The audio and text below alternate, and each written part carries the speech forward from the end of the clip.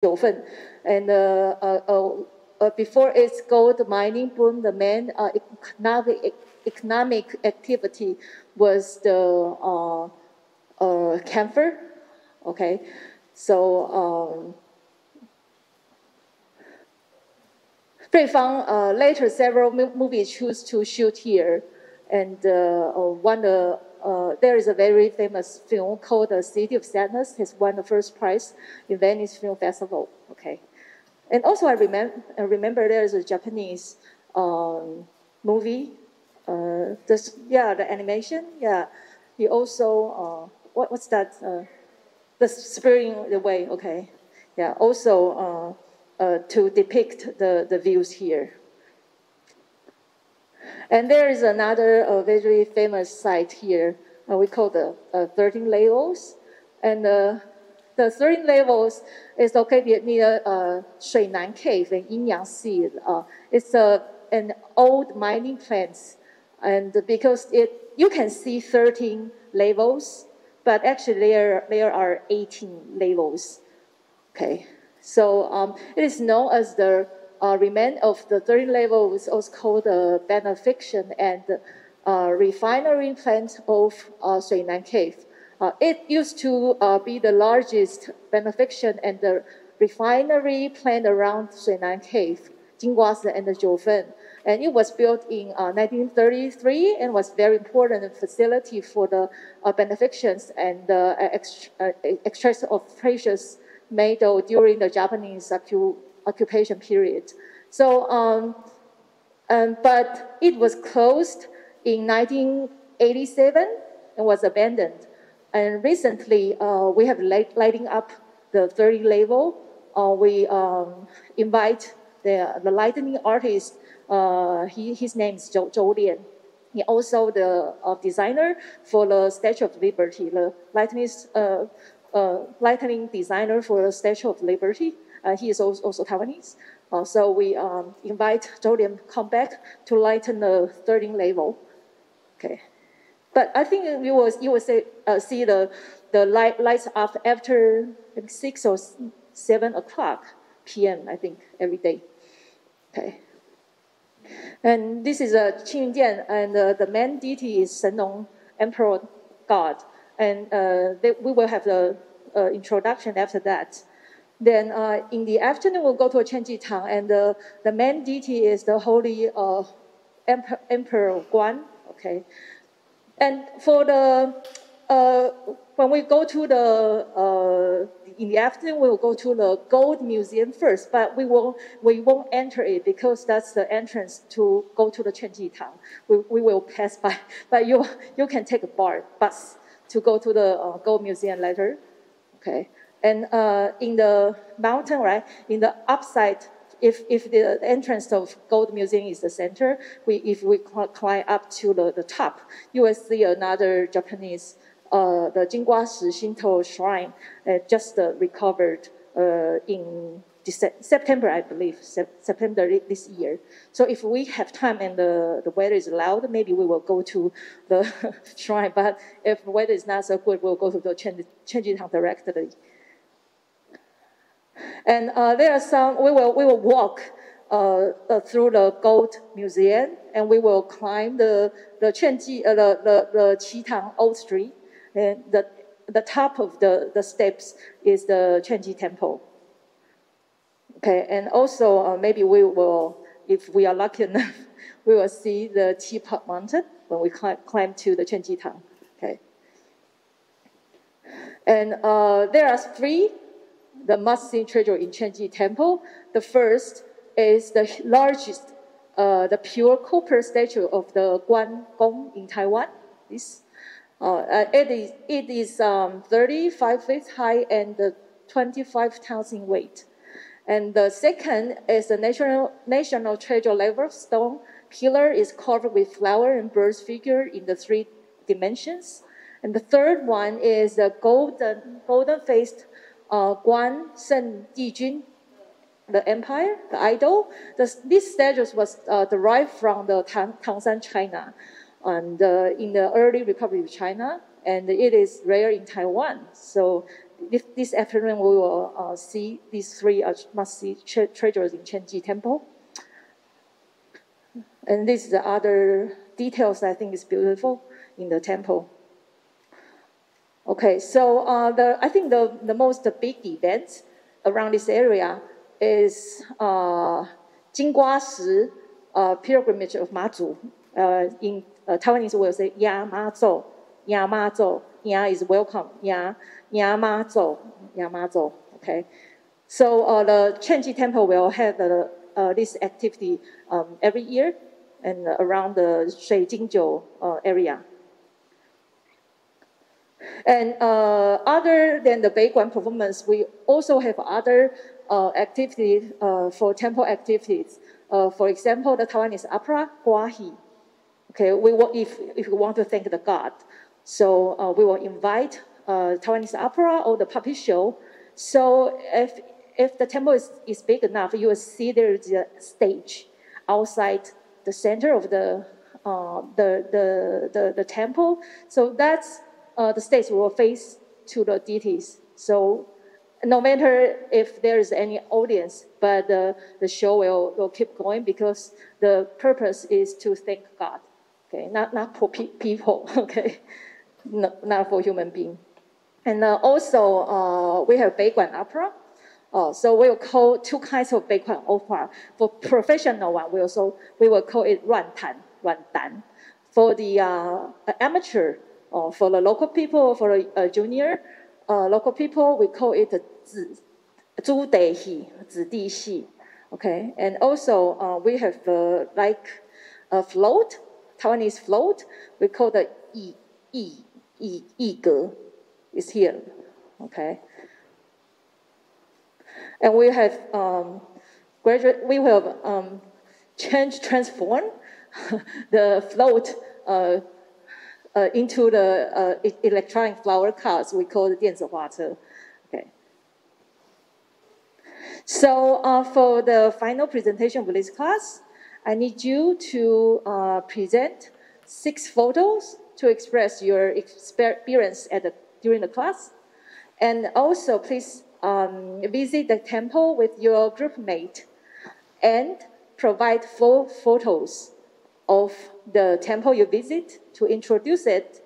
And you may tell us what's the main deity and what's the story behind the temple's establishment, and what kind of a big event or annually most important activity of the temple.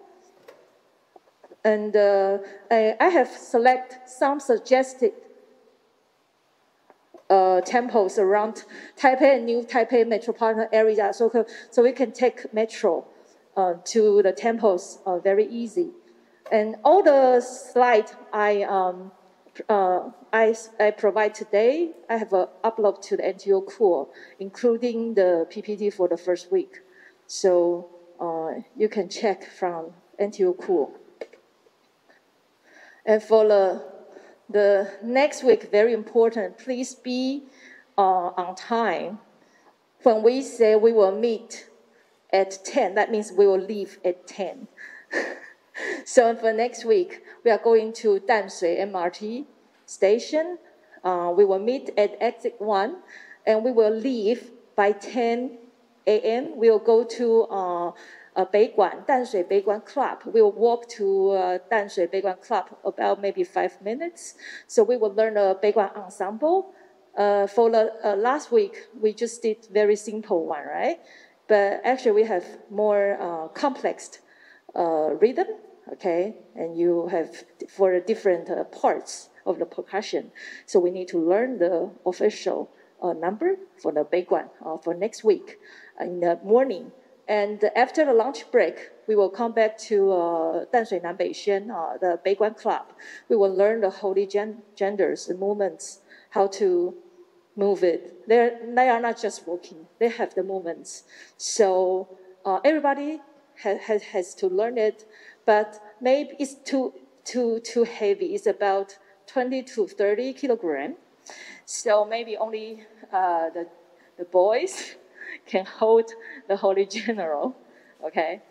but we can still perform the percussion and to help them to do the movements. Okay, so and after the learning of Holy General movements, we will move to Zhishan Station to go to the traditional theater to have a who's party there. So we will see many dragons and the lions dancers, and also the Beiguan Club. Other around the Taiwan, we will have a big party there.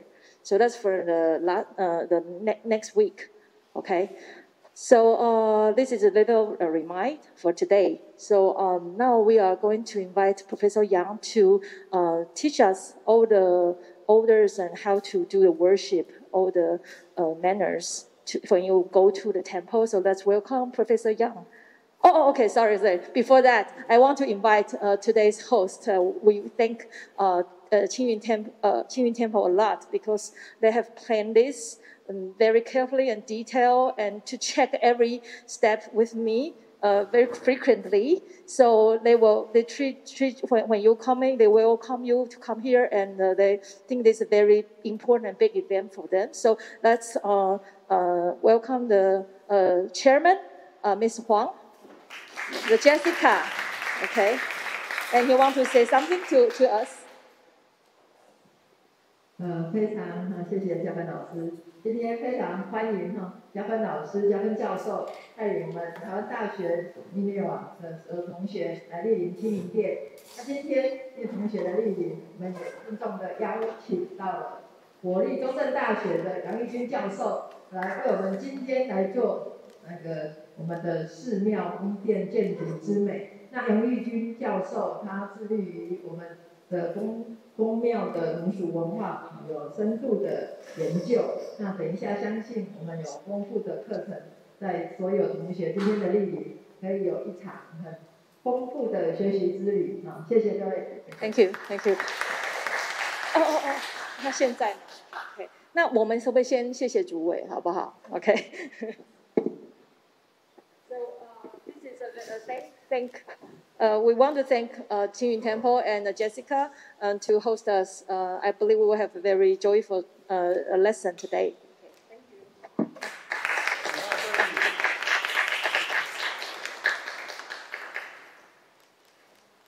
谢谢。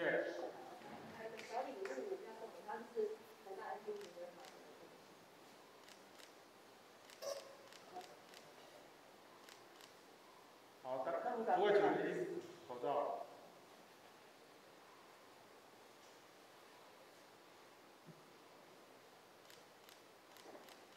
谢谢。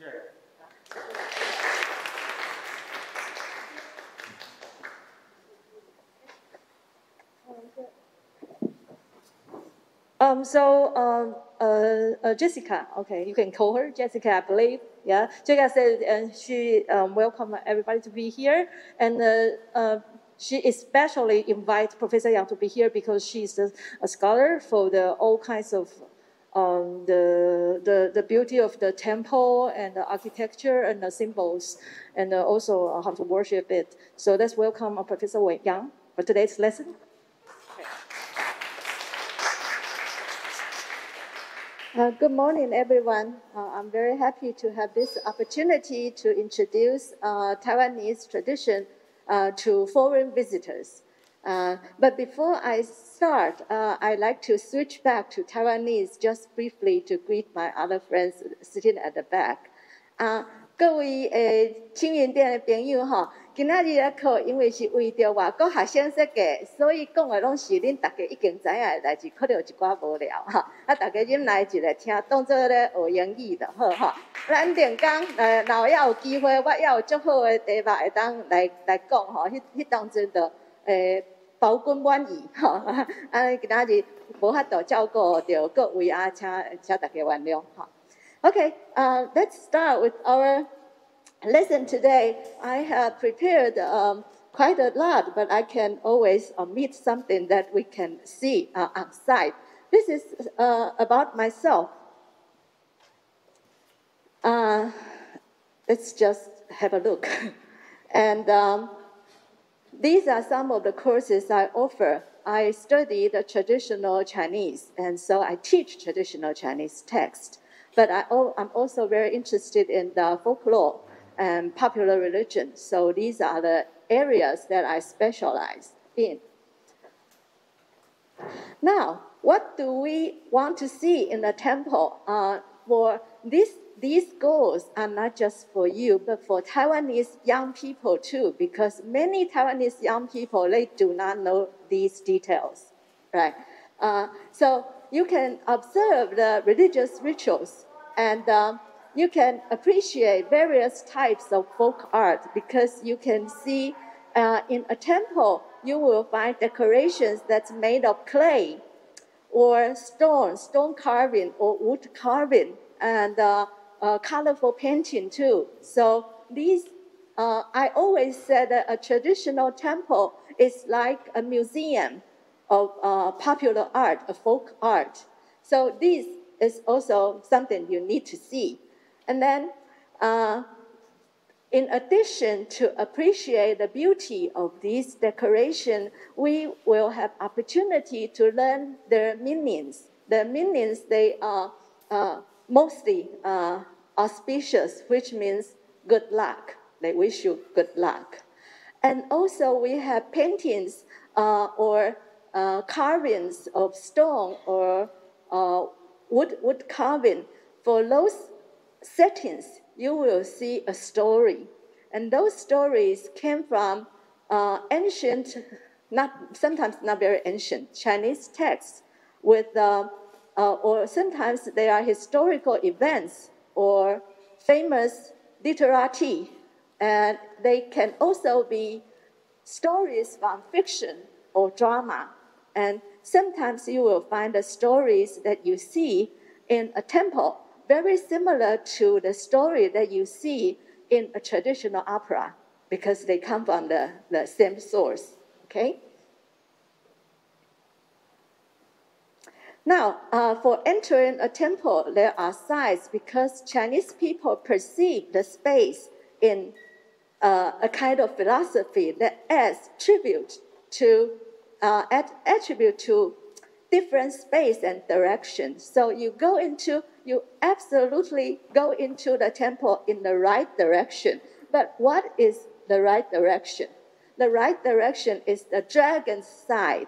When we say the dragon's side, we mean that when you are facing the temple, your right side will be the dragon's side. And so when you enter, even before you enter a temple, you will see a stone carving at the entrance with dragon on it. That's called a dragon's side. And then you exit the temple from the other end. The other end is called the tiger's side, right? Now, so I come up with this phrase. I find it very interesting. Your right side is the deity's left, because the gods, the deity, they sit opposite you, right? So your right side will be the deity's left side. I don't want to confuse you, but however, in Chinese culture, the left side is the dominant side, the major side, while the right side is the lesser side, okay? Now, so you don't want to enter tiger's side by the tiger's side, because you will be eaten by a tiger. So that's a way of remembering it. Now, when I mentioned that there are decorations of the temples, I want you to know that even before you enter a temple, the blessing already starts right at the entrance. So let's look at some of the pictures. Here, you will see a combination of picture motifs. The combination of picture motifs include 4 elements. The 4 elements are, this is not working. 没有电. Oh, okay. We have a flag, a ball, a kind of weapon called the ji, halberd, and then we have qing, which is a stone chime. And all those four elements, when they are pronounced together, they form a phrase which is a homophone of seeking good luck. I think I'm entitled to cast off my mask as a speaker. So this phrase would be 祈求吉庆, meaning to seek good luck.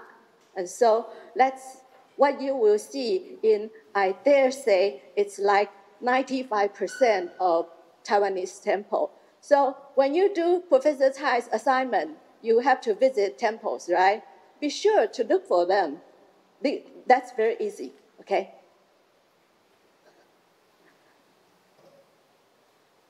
See, that the same combination can be in paintings or in carvings or in clay molding, whatever, but you will find them. But usually at the entrance, it's the stone carving of these elements. Oops. So we have seen here flag and ball and the ji and the qing. And you will also see a block of 3 lions playing with a ribboned ball. The story is like this, that when a male lion, I know they don't look like lions. You just have to accept that they are lions, depicted in the traditional way. Okay, the story goes like this: that when a male lion plays with a female lion, their fur would shade. You know, just like cats, they shade into a fur ball, right? So that ball is their fur ball. And out of the fur ball, a new lion will be born. So you see 3 lions there. And then underneath those stone carvings that I just mentioned, just about underneath our waist, the height, underneath when you're facing that entrance to your right, you will see a statue of this old man. He is called the Immortal of South Pole, and he is a symbol of longevity for males. And the setting of this old man is he usually stands underneath a pine tree. I know, again, that doesn't look like a pine tree to you, right? But you just have to accept that that's the convention of traditional art to present the pine tree in this way, like another fur ball, that is, and accompanied by a crane. And remember that in a temple, all those decorations and architectural structures, they are parallel. When you see one on the right side, you see another one on the left side. But they are not the same, but they are of the same kind. Or they either are of the same kind or they form a phrase that has very good implications. So when I say this, maybe you will give me a guess. Give me your guess. For those who do not know the answer yet, try to guess who will be on the opposite side of this old man. What kind of character will be presented to the opposite side? You don't have to know the person, but you can tell me the quality, yes. Oh, a nose book, good guess, but no. Any further guesses? It would be a symbol representing longevity, but for female. Excellent. She is right. And in addition, because this one is an old man, right? So an opposite to old man would be what? Young lady, yes. So here we are looking at this fairy called Magu. She looks young, right? Okay. And she usually stands underneath a bamboo grove and accompanied by a deer, and presenting either the Lingzhi fungus, which is also a symbol of longevity, either that or a peach. Peach is also a symbol of longevity. And so she is the symbol for female longevity. So these are, when you see all these, you are still outside of the temple. You know, you haven't entered yet. But at that time, when you are standing in front of the temple, you already received all those blessings. Okay? And there are certain areas that are not meant for you, and this one, this block, count as one. Because this is, I have to say this first, because the Chinese religion or Taiwanese religion, there is a concept that we call an imperial metaphor. For imperial metaphor, that means that we perceive gods to be a heavenly government. So the highest ruler of the heavenly government is like the emperor in the human world. And so the deity in the temple would be like an emperor. And how does emperor go into his palace? How? He doesn't walk, he is carried in a palanquin, right? So this is where the palanquin passes through. And those who carry the palanquin, his eunuchs, I think, they walk on the steps. The pictures doesn't show, but there are steps, right? So those areas you do not step on because you are not a god. And this we will see when we are downstairs, because up to now, let's say this, up to now, all these elements that are introduced are commonly seen in, I would say again, 95% up to 100% of traditional Taiwanese temple. However, in Qingyundian, they have their own custom-made decorations, which are the wooden carving panels, very large ones. I don't know if you noticed when we were worshiping downstairs, there are two very large wooden carving panels on both sides that tells the story of Qingyundian's Shenong Emperor, because the Qingyun Temple has their own legends of this Shenong Emperor. But I will just introduce briefly that on the left side of the panel, it tells the story of Emperor Shenong as the god of agriculture.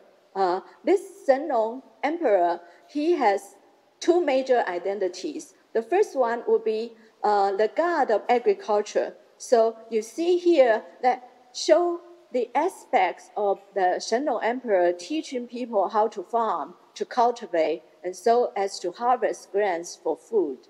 But on the left-hand side, you will see the second character of Emperor Shenong, which is the god of medicine. And so on the second side of the wooden panel, you will see, this is the first side, because you can see that, this is the left side. For the left side, we will find the Shenong Emperor, who was famous for healing people's diseases. And so here you see that he's giving out medicine, herbal medicine, to sick people.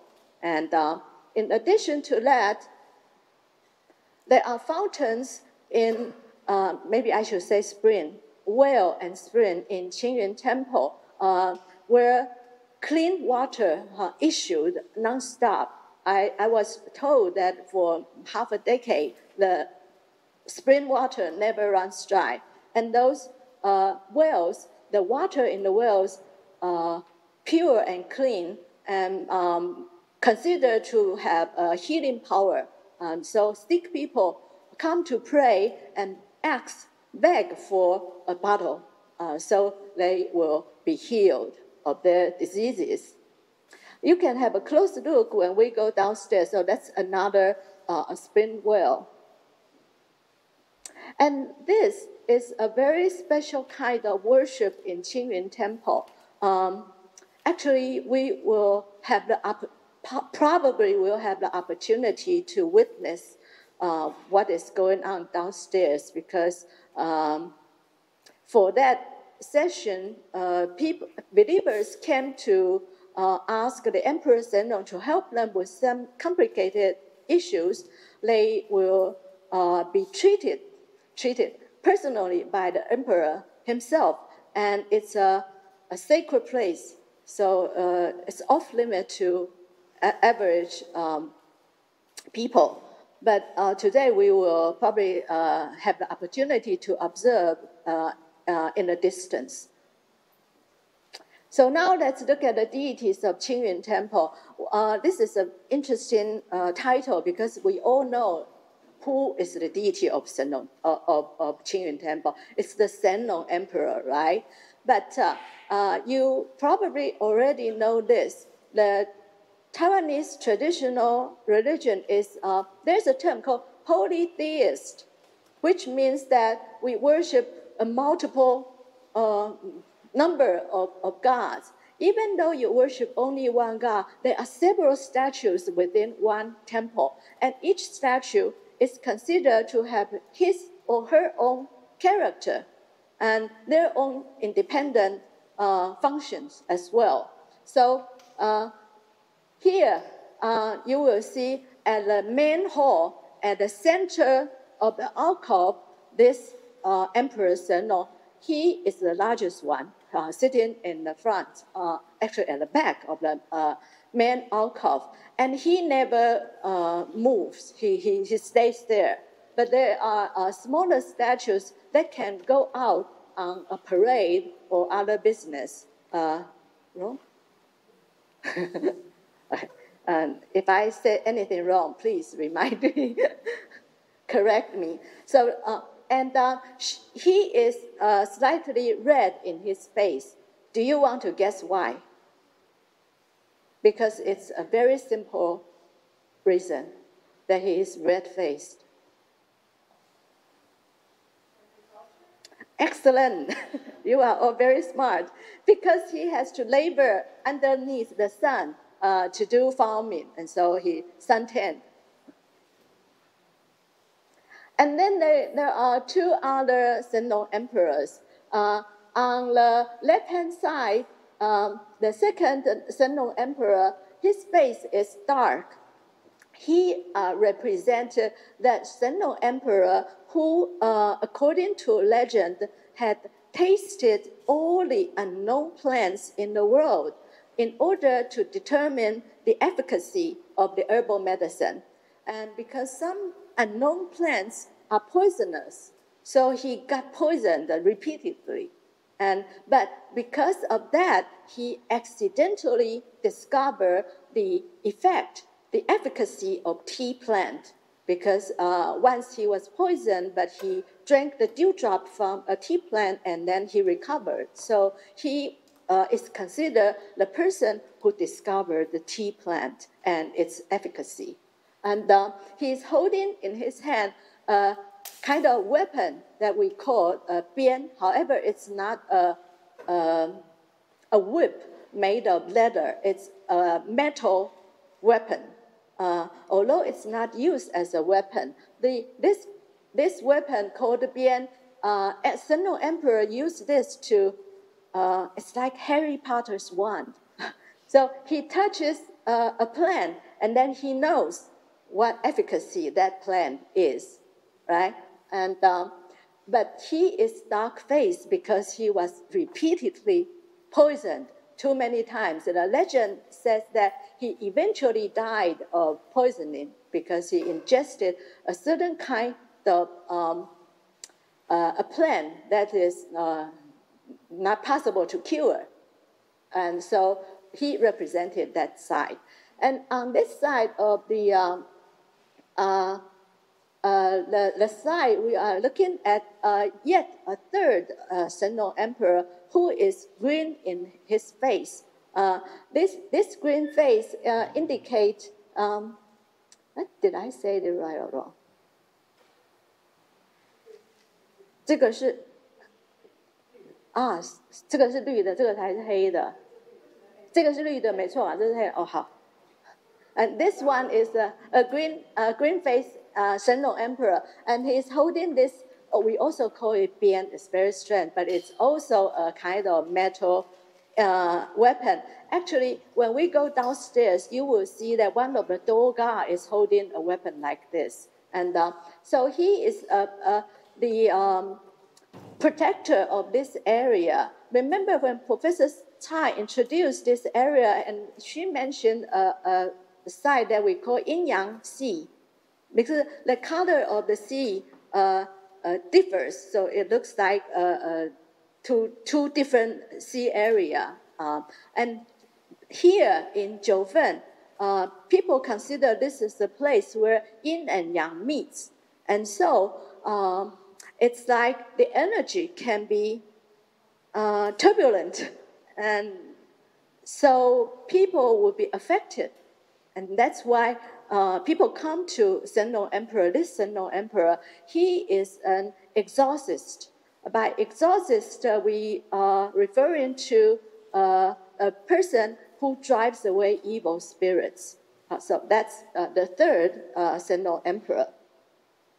And we are looking at these two statues here.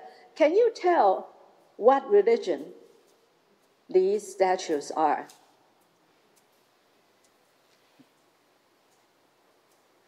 The one with many, many hands, and this one. These two, yeah, these two are Buddhist deities. I only want to show you this. In the great majority of Taiwanese temple, you will see integration of Buddhism and Taoism, and sometimes Confucianism. You rarely see one pure Taoist temple or Buddhist temple. Okay? So the kind of temple you are visiting are all like these. So we also have door guards. Forgive the very blurry pictures, but we are going to look at the real thing when we go downstairs. This pair of door guards, they guard the central gate of the temple, of the main hall. You see that when you stand in front of the temple, there are three pairs of doors, three sets of doors, right? In the center, the doors are larger, but on the two sides, they are smaller. Because the center door is the most important one, so you always want door guards that are military generals to help guard the temple. And Qingyun Temple has these three-dimensional door guards, which I would say gaining popularity in Taiwan in recent decades. But in the old times, the door guards in Taiwan are mostly hand-painted. And I would like to introduce you to a kind of technique of door guard painting. It's called eyes of four directions. In Mandarin Chinese, it will be 四方眼. The eyes of four directions is a kind of technique. The master painter, he will apply the technique and draw the eyes of the door guards in a way so that whichever side you stand in front of the door guard, you feel like the door guard is gazing at you. So that gives the door guard a frightening character. My students, they have informed me, many of them have informed me this, that their parents, as children, went to the temple, look at the door guard, and they felt like they had done something wrong and feel some qualm about their behavior. So this is what you would like to observe when you visit another temple. This pair of door guards, they are a combination also most commonly seen in Taiwanese temples. And I don't expect you to remember the names, but maybe Professor Tsai will provide you the terms later on. But you can see that this one is holding this, also a kind of weapon. it's called jian. However, it's not a sword. A sword is flat, long and flat and sharp, right? But this jian, it's not flat. Can you see that it's like a quadruple? What is the word for it? 立方体，怎么说？棍子。Anyway, yeah, but we call it jian, not stick. It's another character, not the sword. But you will see when we go downstairs, and both they are both military general of the Tang Dynasty, which is about the 8th to the 9th century BC. So his name will be, is Qin Shubao. This one is Yu Chigong. And you will notice that Yu Chigong look quite different. How different? Tell me.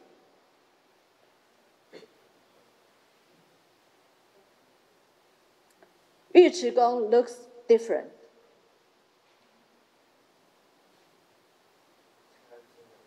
Compared to what? Compared to average Han Chinese. Right? Yu Chigong, he is supposed to have his ancestors' origin in Middle East, or maybe not Middle East, but Western Asia, west of Xinjiang, right? And we call that Huren in Mandarin Chinese.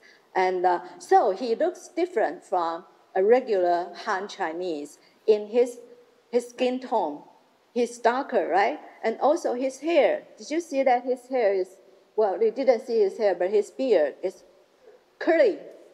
So these are the features that in the old times Han Chinese used to depict a foreign, especially a foreigner from the western part, west of China, the Arabic people maybe. Remember, they are so commonly seen. I'll bet you see at least 2 pairs when you visit your temples. Maybe you will see 5, all of them feature this pair. This is what I'm trying to say. I thought I deleted this slide. See, this is not a sword, okay? It's too difficult to pronounce. Would you please help me?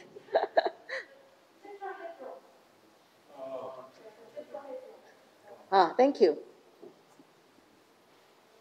And this will be the other one. The Yu Chigong is holding this kind of a weapon. It's made of metal, so you use it to hack.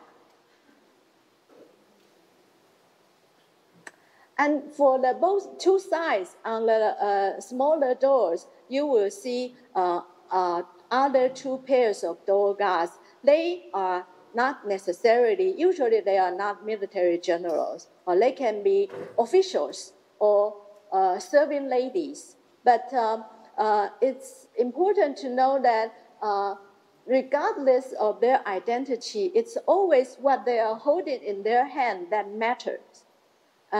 Remember when I introduced you to the stone carving of the flag and ball and Ji and Qing, right? In the same way, you have to read the items they held on their hands and try to piece together a phrase. For example, we have the peony flower here, which represent wealth and nobility. And then we have this Jue white cup. And so this pair of doga will constitute a good phrase. It's either called 富贵进爵 or 簪花进爵, meaning that you will eventually reach rich and famous with a lot of money and very high status. So equally, when I said earlier that there are parallels in temple decoration, right? So you have one on this side, you've got to have another pair on the other side, which is this. So it's the same. This one is holding a hat, or I should say another head. A crown is for emperors. This is not a crown. They just call it a headpiece. Okay, so but we call it guan.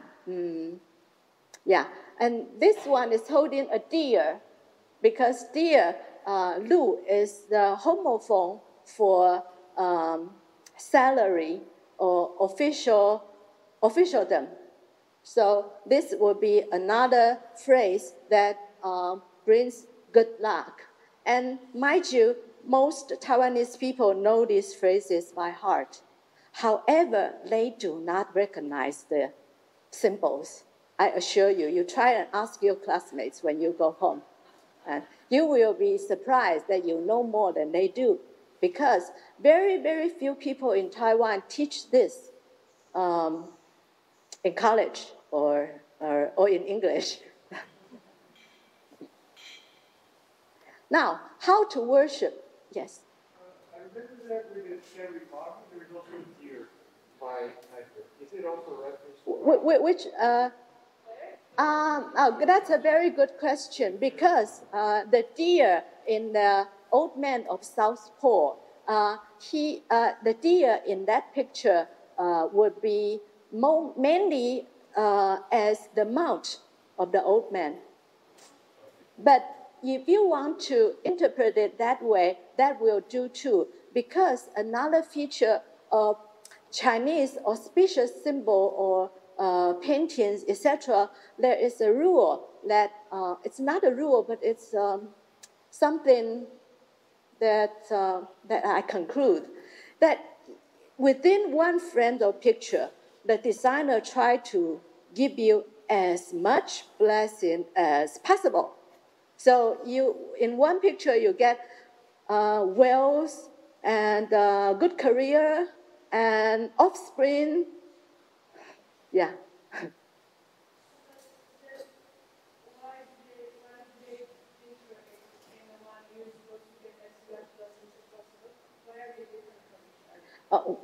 Tell me again. Why are they different from each other? If you're supposed to get as much blessing from, in it as possible, where it makes sense to put everything in one picture. It's supposed to be everything. Right. Because I wonder if you noticed this. When you come into a traditional temple, it's like decorated from top to down. So usually there's not a space left blank. So you have to fill in that much space. Will that be answering your question? Okay. Any other questions? And this is the paper money that Professor Tsai just introduced. I actually think paper money is not a correct translation, because it's not always used as money. Sometimes it's used as paying respect to the deities.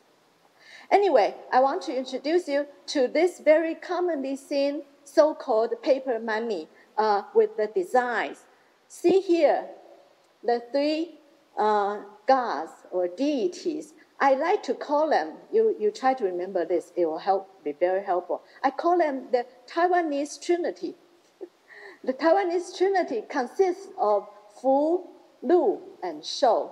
Okay, so Fu is the one in the center. He brings good luck, and he is supposed to be a heavenly official and holding usually a ruyi. Do you know what a ruyi is? I'll show you downstairs. It's a jade ornament, has very good and auspicious meanings.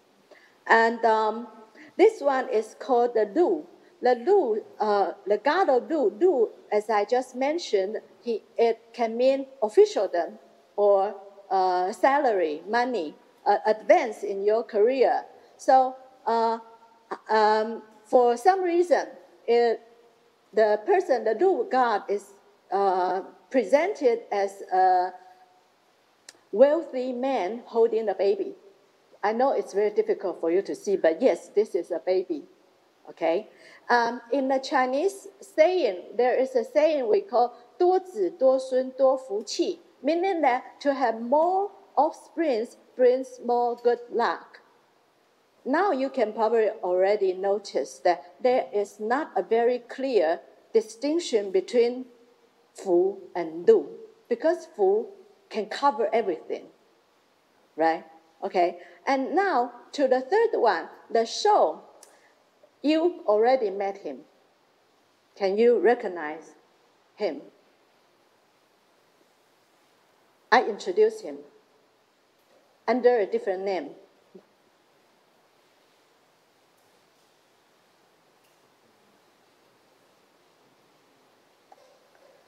Longevity. Hint, longevity. Right. The old man of the South Pole. He is the Shou. Shou means longevity. So he's the god of longevity. So you will see this Taiwanese trinity everywhere. Usually you will notice them on top of the temple's roof. And on the paper money, and in many of the temple decorations. Sometimes the Lu god is without a child. However, if you know that the one in the center is the Fu, and this one is the longevity, and this one's got to be the Lu god, okay? And the order of worship, when you go into a temple, you always follow these principles. You worship first the center one, and then the left one. Remember I said what? The deity's left is your right. So here, I think I should change this out because you get confused. When I said left, I mean your right, right? Okay, so center and left and right. 家里没错吧？看你皱眉头，吓一跳。And for traditional temple, originally it's got to be a low building, but then they expand. For example, in Qingyun Temple, we will later go upstairs to the 6th floor. And many temples have additional building like this one. In this case, the order of worship is from top to down. And in each level, you also follow this order from a center and then left and then right. And today, we're going to introduce you to additional God who sits underneath the table. It's an animal god. This is called the Lord of the Tiger. And he almost always, in some temple, for example, in Jiayi, there is a temple whose Lord of Tiger sits on top of the table. But most temples in Taiwan have their Lord of the Tiger sits underneath a table. You will see downstairs too. And so don't forget the Lord of the Tiger. Lord of the Tiger is considered to be the mount of earth god or other deities. Now, how do you communicate with deities? Say, if you come into a temple, you can just worship out of paying respect to the deity. You have nothing to ask. That's okay. But sometimes you have problems that you have confusions that you need advice. Then you come to a temple to seek the deity's help. So these are the ways we communicate with the deities. That's what Professor Tsai just introduced you. This is the divination blocks. These are the divination blocks. And I'll show you in pictures so you know better that a divination block is shaped like a crescent, and it has one side flat. The other side is protruding and slightly curvy. So when you throw the divination blocks and you see one block, the flat side up, the other will be the curvy side up. which is look like this, that means what you are asking is positive. But if you have two curvy sides up, that means no, negative. Have two flat side up, that means you get no comment or a smile from the deities. So, any questions so far? You ought to have questions, because when you throw divination blocks, you have to ask what kind of questions. Yes or no question, right? So it's a technique. My grandmother was very good at that. So she even, actually many old ladies in Taiwan do that. After a worship, they throw divination blocks to ask our ancestors or the gods if they have finished their meal. So it's yes or no. You have to know how to turn your situation, your questions, into yes or no in order to communicate. However, if your problem or the question you have is too complicated to be represented by yes or no question, then you use the fortune sticks. In the container, there are several sticks. Depending on different temples, the number can range from 60 to 108. I think so. And so these are the fortune sticks. So when you want to ask the deity a question, you want to seek the deity's advice, you pray, and then you ask for permission to get a fortune stick. You don't just go to the fortune stick container. You first ask for the deity's permission. By what? How? Very good.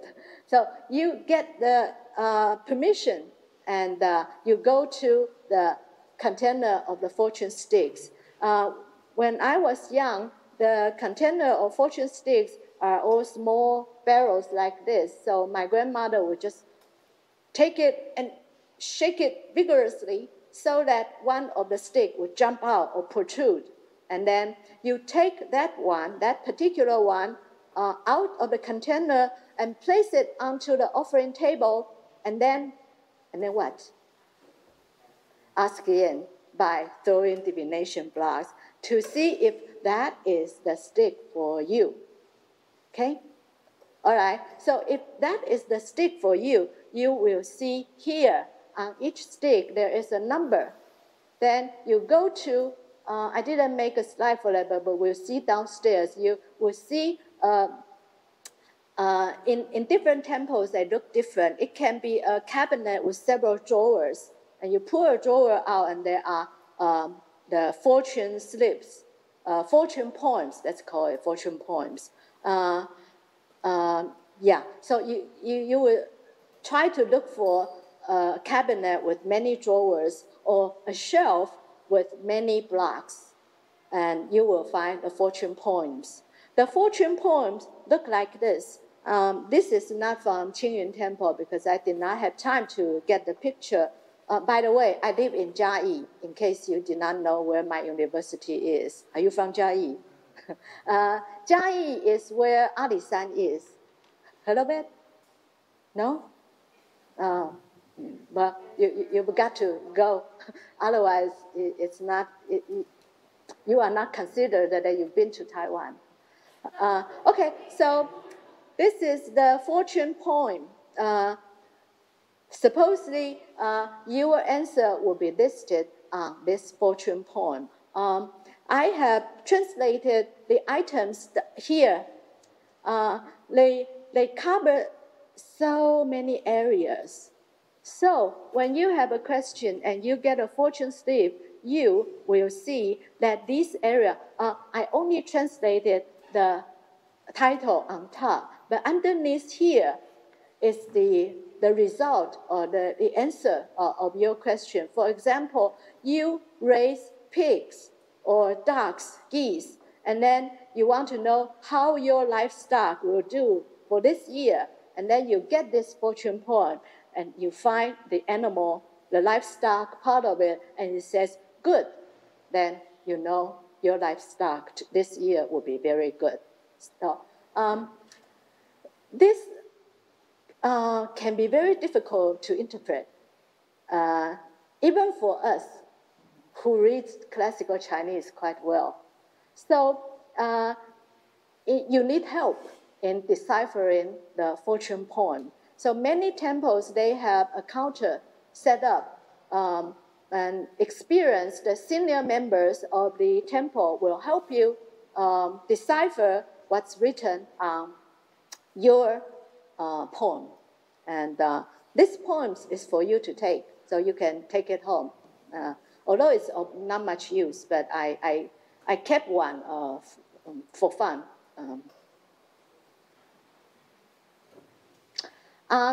Yes.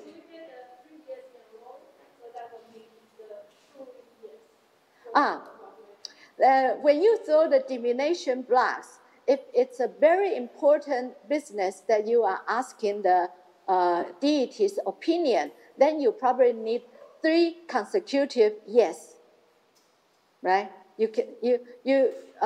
Sometimes you can not so much bargain, but like set the condition at the beginning.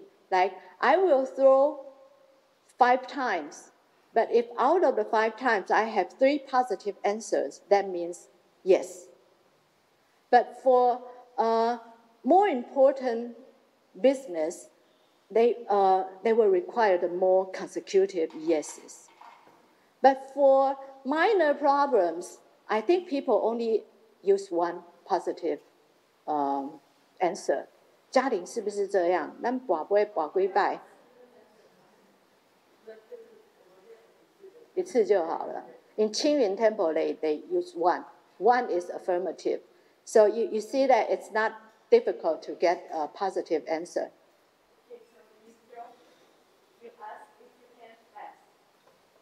No, you can ask.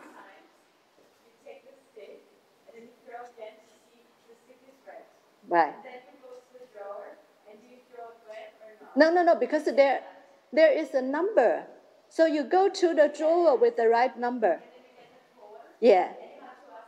No, because the poem is already on the stick, the number. Any further questions? Before we have that, the whole process for the point, like Thursday, do we have to tell our names? Yes. Sorry, I didn't do that. When you do when you have something to ask the deity, that you always report to the deity who you are, where you live, what problem is bothering you, right? And you do it in your own prayer.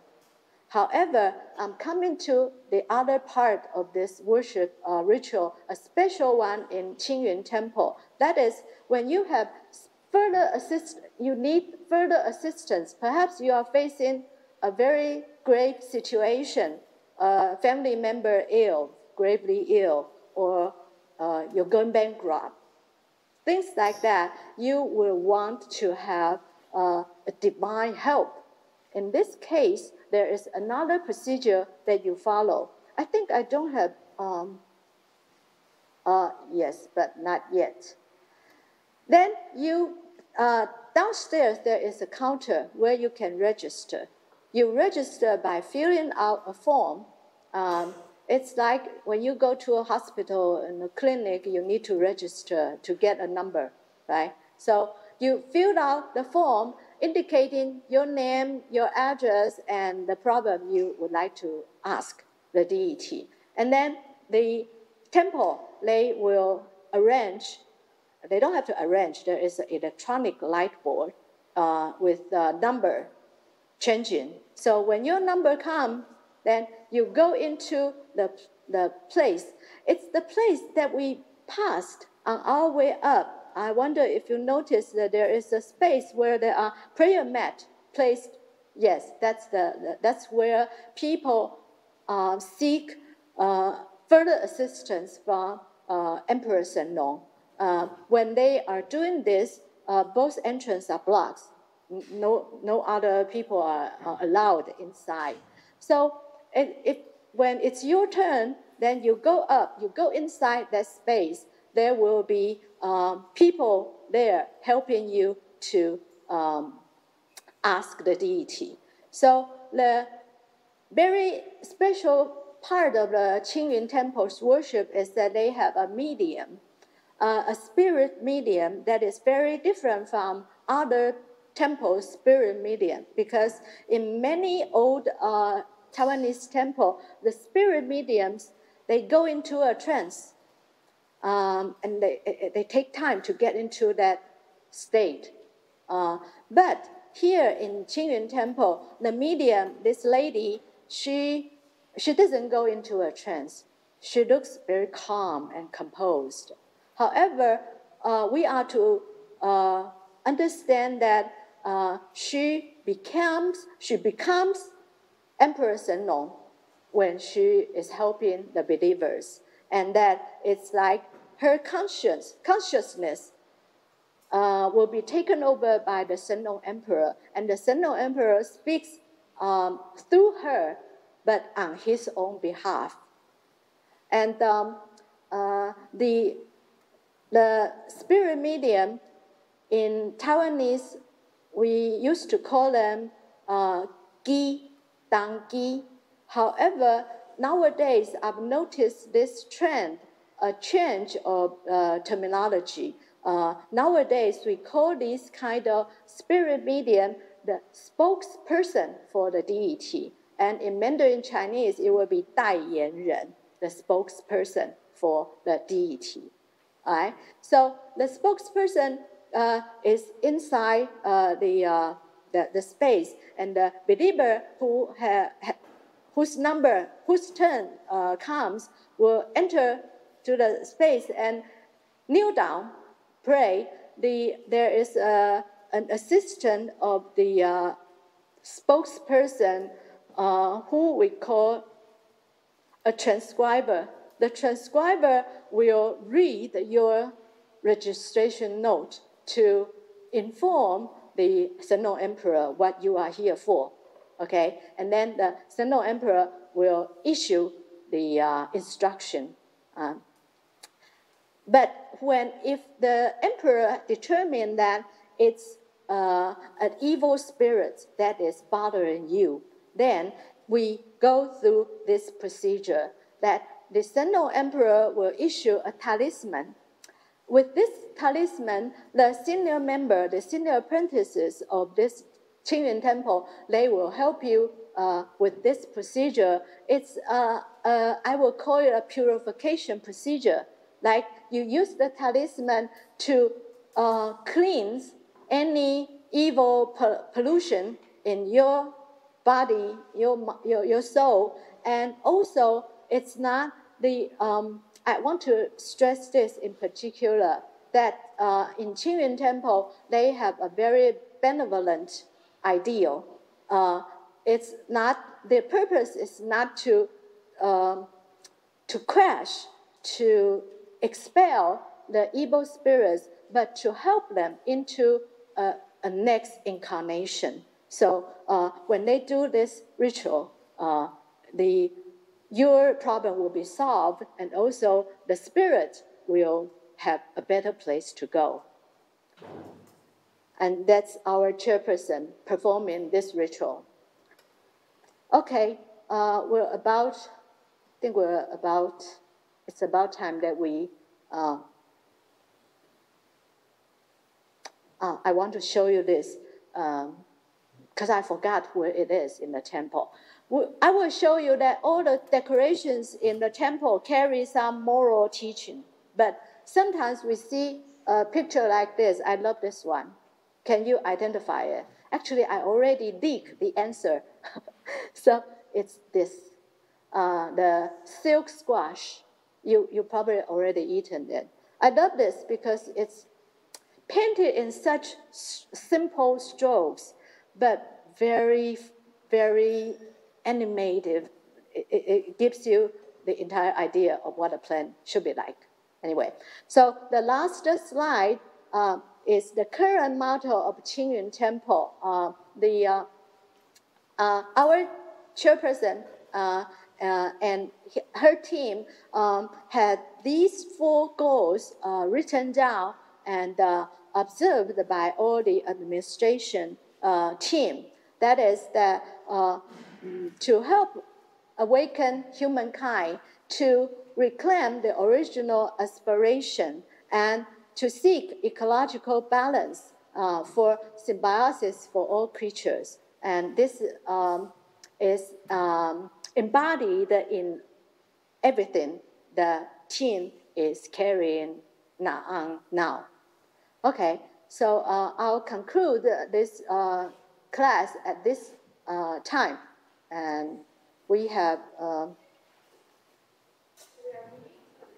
no, not yet. We have, 他要分享，对吧？ Yep. Before we start the next section, I think we have 2 things we want to share with you. The first one is we will, Jessica will show you the 3日苗. I think we start with this part.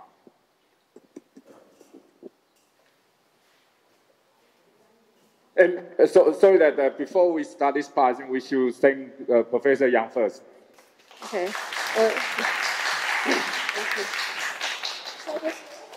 I have a thank you gift for you.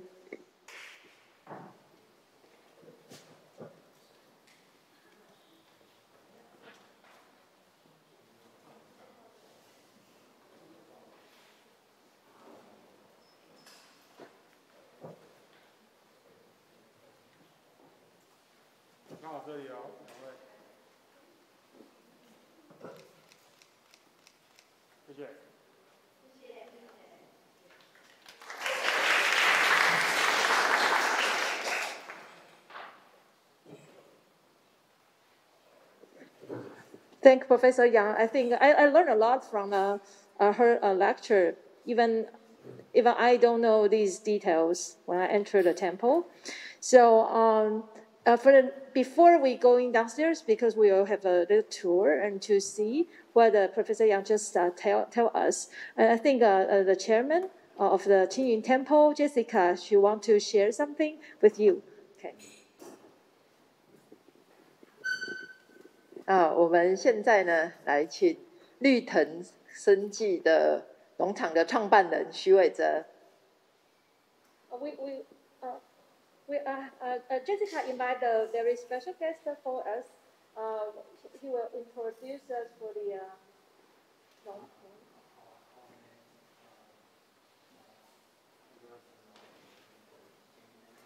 the story of how he made the Sennong Emperor in Qingyun the story. 他带了很多的惊喜，还有他的过程来跟各位分享。Okay. So he will tell us the story and some very wonderful experience with you.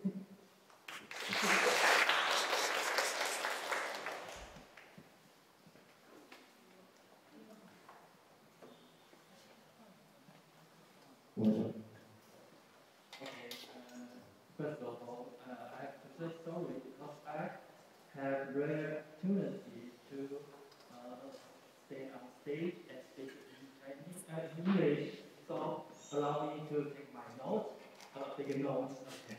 So and 玉婷老师，然后嘉文老师、主委，然后还有各位来自台湾大学的贵宾，还有台湾店的青云店的朋友们。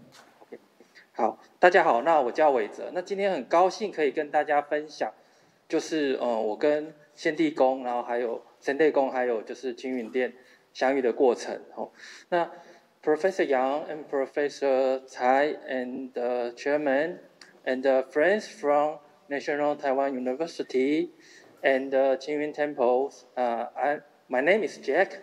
I'm very glad to share with all of you how I met Emperor Sennong and the Qingyun Temple. 好，那另外还有一件事是，我也是毕业于就是台湾大学就是财务金融系台湾金融学系，所以呢，今天可以遇到大家，那我觉得也是就是神代工跟青云店带给大家的一个缘分。Another thing is I also graduated from the Department of Finance of National Taiwan University. So today I meet everyone.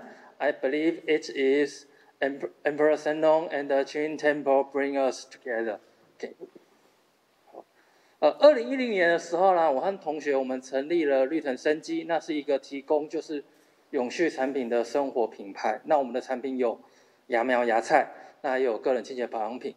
In 2010, my two college classmates and I established a brand, Green Vines. Green Vines is a lifestyle brand. We want to provide more sustainable products. Our products is sprouts as well as personal care products. 那2020年的时候呢，我们就是有一个危机，就是我们一个重要原料的检验一直没有办法通过。那我们找不出原因，那甚至我们的生产跟销售可能也面临要就是中断。However, in 2020, the bacterial test of one of our raw material has failed several times, but we can find the reason why. And even worse was that our production and the sales were about to be stopped.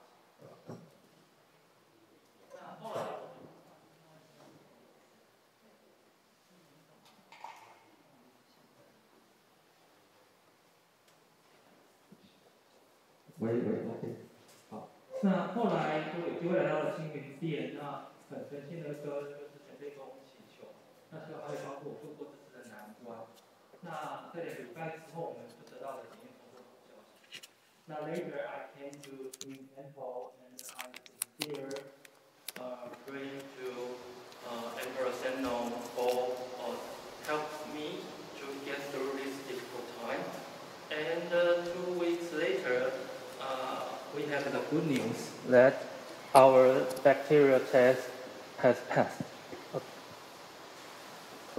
所以从那次起，我们就会持续过来，就是青云店拜拜。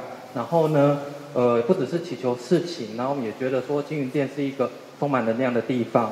那每次离开之后，就觉得就是有充电的感觉。那生活上跟工作上也会获得疏解。So since that time, we have continued come to Qingyun Temple to worship, not only for praying for things, but also feeling Qingyun Temple is a place full of energy. So every time I come, and I feel full of energy, and the pressure of work or life can be relieved. Okay. 那自己另外很感神代工会强调就是万物共生、生态平衡的理念。那我觉得这是符合现在就是永续的概念。然后呢，也是自己以前接触的庙宇所没有的。So besides, I'm very moved that Emperor Sennong emphasized the concept of symbiosis for all creatures and ecological balance. So I think I never see that idealist concept in other temples I have contacted before. So 那在今年9月的时候呢，我们有准备一个2年的产品，就是顺利上市了。那它叫做3日苗，那它是青花椰发芽3天的时候的一个幼苗。那这个阶段是青花椰苗就是最有营养也最有营养价值的一个阶段。那所以拥有非常多的萝卜柳素。那萝卜柳素可以帮助身体抗癌跟抗氧化。So this September, our new product have finally launched, and it's called 3-day sprouts. 3日苗 3-day sprouts. It is the seedling of broccoli, sprouting for only 3 days. It is the most nutritious stage of broccoli, and had a very much of sulforaphane. Sulforaphane is how to say? Sulforaphane can fight cancers and is the treasure antioxidant in our body. Yes. 那这个新产品准备的过程呢，其实也遇到了很多困难。那但是每次跟神队公祈求之后，那都会获得解决。所以今天会特别有准备了3日苗，那送给大家在会后当一个就是礼物。那希望可以帮助大家就是身体健康，那还有就是更有活力。So we also face many difficult times while during the developing of the 3-day sprout 3日苗. So, but every time I pray to Emperor Senong, and here come the solution. So today I prepare 3-day sprout 3日苗 for everyone as a souvenir after today's learning. I hope 3 days 3日苗 will help you become more healthier and full of energy. Thank you, everyone. Thank you, Jack. Okay, so we will get the 3-day sprouts. So is that we can eat as a salad? We can just eat it as a salad? Yes. Okay. You can put it into everything you eat. The noodle soup? Okay. With the fish or even in your lunchbox, something like this. So we will get the plates from Senong as well, right? Yes, of course. Okay, thank you very much. Okay, so now we need to take a break, right? So you can go to a restaurant and the girls for the Yeah, I can say that. that side. In the Okay. beginning, I think Professor Yang tell you something. So now I will tell you the toilet. If you need a toilet, it's a test. The ladies was in tiger side, and the gentleman was in Dragon side. Okay? So maybe 5 minutes later, we'll come here again. We will meet here again. So 5 minutes, we'll go back. So 5 minutes rest. Okay. Yeah. In the meantime, if you have some time, you can see that this is not the poster. It's we want you can give us some feedback, like what you feel. So write something for us. Yeah, you can write it. You can write it now or after your tour. Yeah, it's Yeah. okay. Yeah. Or after that. Yeah.